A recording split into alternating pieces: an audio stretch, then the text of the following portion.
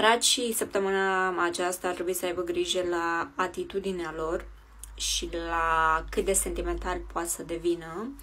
O să existe situații în care o să vreți să fiți eroi, o să salvați pe cineva și chiar acolo să se întâmple ceva și să vă strice în general toate planurile și toată săptămâna. Ar fi bine să stați în banca voastră, să nu încercați să salvați pe nimeni, să nu luați partea nimănui în nicio ceartă, în nicio decizie. Ocupați-vă de voi și numai de voi. Deci grijă mare la situații în care nu sunteți implicați și vreți să salvați sau să luați partea cuiva. Nu faceți prostia asta, să luați partea nimănui, deoarece asta poate să vă dea peste cap toate planurile.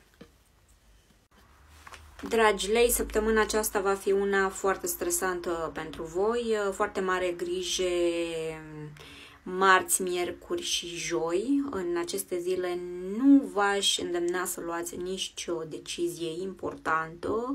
O zi foarte bună ca să luați decizii este vineri. O să vedeți în general că nu o să vă găsiți liniștea săptămâna aceasta, așa că încercați să vă calmați într-un mod în care știți voi că puteți să vă calmați.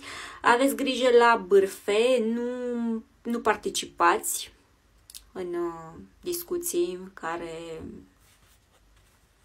nu ar trebui să participați, deoarece există un mic pericol, cineva să vrea să transmită ce a zis de altcineva la altcineva, deci aveți mare grijă la asta. Și în rest de săptămâna cealaltă o să vedeți niște îmbunătățiri în ce privește finanțele și viața personală.